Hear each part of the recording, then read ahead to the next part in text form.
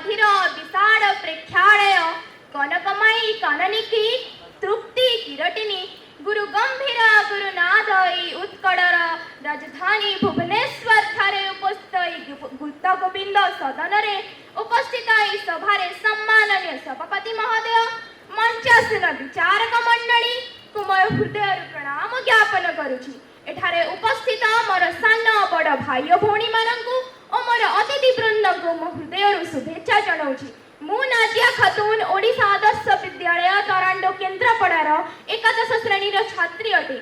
आज विषय वस्तु उपरे मते किछि कहिथिबारो सुवर्ण सुजोग देइथिबारो मु सखालर समस्त सदस्यों को धन्यवाद जनाऊछि। आजिर विषय कृत्रिम बुद्धिमत्ता आशीर्वाद ना अभिशाप। एहाकु जानिबा पूर्वरु आसंतु जानिबा कृत्रिम बुद्धिमत्तार अर्थ कौन। यह एपरी एक बुद्धिमत्ता जहाँकि कंप्यूटर विज्ञान गोटे शाखा जहाँकि डिजिटल प्रोग्रामिंग एवं मनुष्यर नकल करिबारे खूब माहिर। मनुष्यर कल्याण पाई वैज्ञानिक माने खूब आविष्कार करिथांती एवं खूब अन्य टेक्नोलॉजी आविष्कार करिया मध्यरु एई कृत्रिम बुद्धिमत्ता तथा एआई गोटे आविष्कार। आमे चाहिले एयाकु सदुपयोग करि परिबो एवं दुरुपयोग करि परिबो। एबे एही एआई को आमे आशीर्वाद हिसाब रे ग्रहण करिबार किपरि करि परिबु ताहा आमे जानिबा। एही एआई कृत्रिम बुद्धिमत्ता आम मनीष परि केबे त्रुटि करि ना थाए। आमे मनीष केबे ना केबे हेले त्रुटि करि थाउ। सेथि लागि तो अलेक्जेंडर पॉप कहिचंती टू एरर इज ह्यूमन। मनीष भूल करिबा निश्चित किंतु एआई केबे हेले भूल करि ना थाए। एआई सब बेले निजर काम संपूर्ण भाव रे आमको प्रदान करिथाय। जेतेबेले कथा आसे डाटा प्रोसेसिंग रो तेबे मनुष्य माने पछे जानती किंतु एआई सबुठारु आगरे रही थाए। एई एआई आम मनुष्य परि केबे क्लांत हुई नाही। या सब बेले निजर काम ठीक समय रे आमको प्रदान करि देई थाए। आमे जानिचु जे एई दुनिया रे जेते भी जिनिस अछि सबुर खराब अछि एवं भलो मध्य अछि।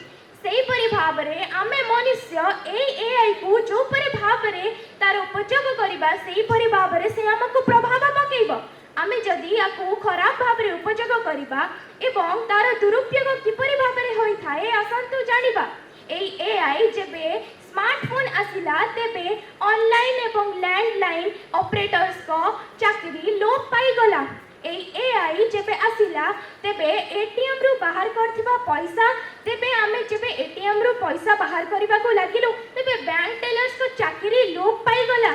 ए सब भाबी कि आमे एबे भाबुछु जे जेते भी श्रमिक अछंती सेमानंकर चाकरी लोप पाई जिवो किंतु जेते भी लोक माने एआई संबंधित ज्ञान रखुचंती सेमानंकर चाकरी आगु को रहिबो। किंतु एहा सेथि लागि तो कुहा जाए इंग्रजी रे AI won't take your job only AI knowing persons can take your job. एवं वर्ल्ड फॉरम एक्ट रे एहा कुहा जाई छी जे एआई 85 मिलियन लोक मानकु नियुक्ति करि परिबो नाही 2025 मसिया पर्यंत। किंतु एहा मध्य कुहा जाई छी जे एहा 97 मिलियन लोक मानकु नियुक्ति प्रदान करिबो। एवं एआई रो शेष रे मु एतिकी कहिबा को चाहिबी जे आमे एआई रो कुप्रभाव एवं सुप्रभाव सब जानिकी आसंतु एआई रो सदुपयोग करिकी एहा को आशीर्वाद रूपे ग्रहण करिबा। मु एति कहि बात दउची। जय हिंद, वंदे उत्कल जय।